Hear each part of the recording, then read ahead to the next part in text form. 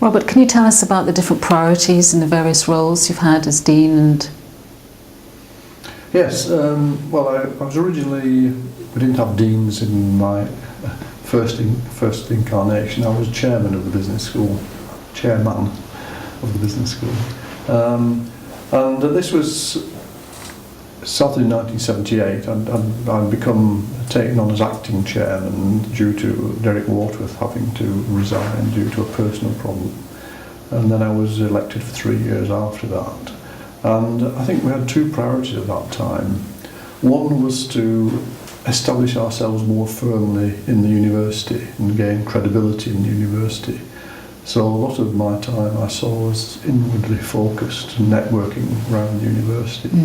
The problem had been that, of course, Warwick had been accused of being too close to industry in the 60s, and that was something the business school had to overcome, to live with and overcome. So there was a credibility problem which I saw as important.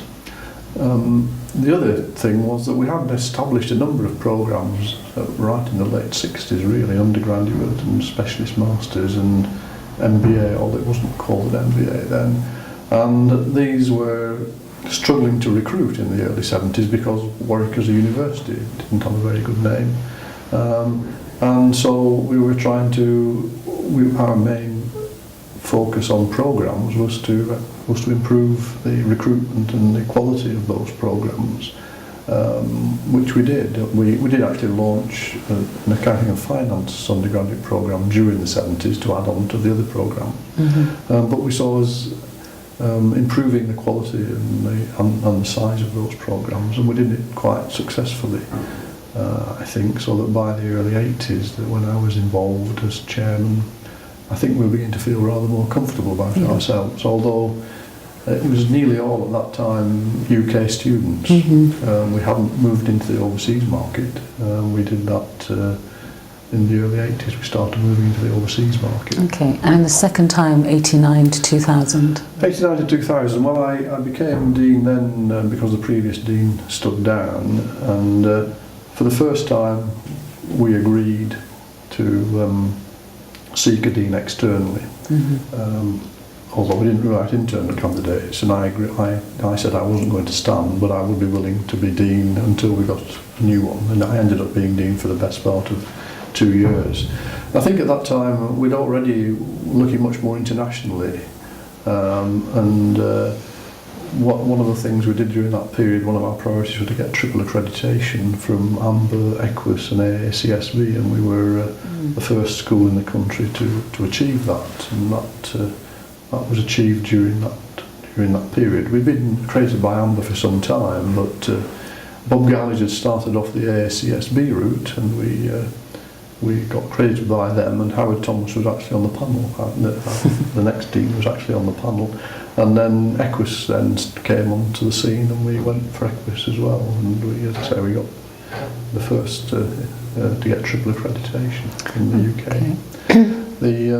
So external things were much more externally focused. We also during that period joined something called PIM, the Programme for International Management, which was a worldwide consortium of business schools, of quite high quality ones, and we saw that again as facilitating our international agenda.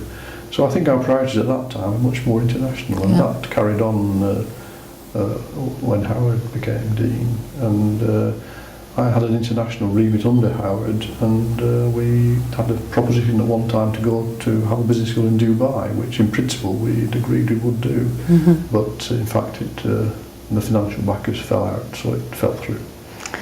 And how would you characterise your management style? How do you manage meetings and formulate and implement strategy?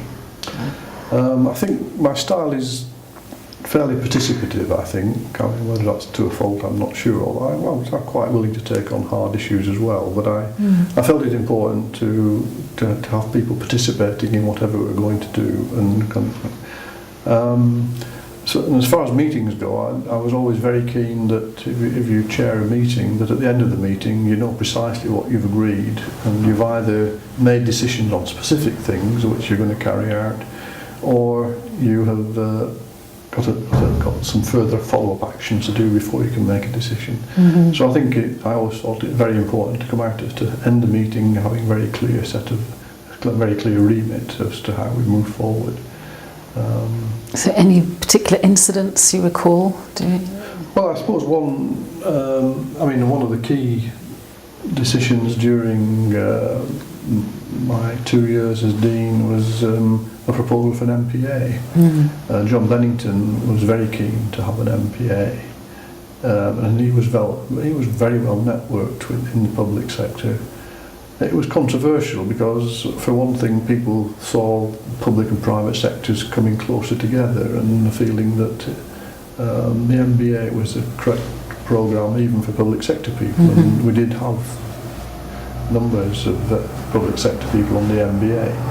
However, John was very keen that it should be a more specialist programme, and so we put the proposition to a school meeting. I was chairing it. I didn't have a strong view myself, so I was able to chair the meeting as a chair rather than as an advocate, and John made his case. It was a fairly heated debate, I think, but we put it to the vote and we went for the MPA, and I think it remained controversial even after we'd gone for it. Right, okay. You've been at Warwick quite a long time. Any successful practices you've observed in other deans?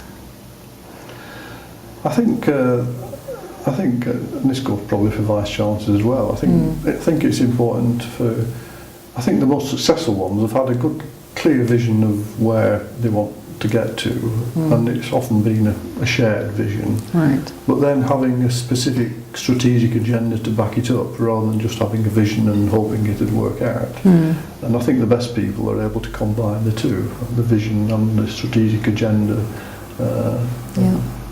Okay. Are there any issues related to Singapore that you'd like to reflect on, the Singapore proposal that Warwick experienced? Yes, I mean, that was quite a very controversial issue. This was a proposition for the university as a whole to have a Singapore, Warwick in Singapore, which would be a full service university with a research intensive university. And in fact, that's the one thing everybody agreed on, that if we went to Singapore, it had to be a research university. It had to mimic Warwick, in fact. And it was controversial, I think, for two reasons. First of all, it was the finances never seemed to work out. There was, obviously, we get fees for students, and there were views that we could probably be successful, at least in some areas, on that.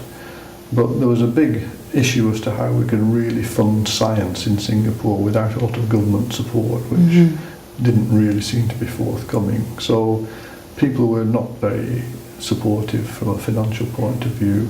There was also a political issue, because you know, if you're going to have a political science department out there, it's tricky if you can't criticise the government, for example. So there were those two tensions, and looking back, I think probably the debate went on longer than it might have done. It ended up as a Senate vote, and I suspect, looking back, it'd probably been better if it had been cut out early, if it brought to halt earlier, when it was clear there wasn't tremendous support for the idea. Okay, and finally, do you have any views on being a leading business school that's a full-service business school? Many of the world's top business schools are boutique or graduate. Well, I think first of all, it's complex. There's no doubt about that. It's a complex organisation with undergraduates and postgraduates and executive programmes and research. So you obviously need a team of people to be able to keep that afloat, and the vision is much more complex than if you're just a graduate school. But of course, Wharton does it extremely successfully in the States, and I suppose that would be perhaps our role model, maybe. The benefit of it, of course, is it's a more resilient model. When there's been downturns in the full-time MBA market, for example, that was just a relatively small part, an element of our portfolio. If all you've got is MBA and maybe executive programmes, and you get difficult financial times, then that can cause serious problems. So I think there used to be a theory that portfolios were good things to have. Yeah. I think they might be coming back into fashion. Yeah. Okay, that's great. Thank you.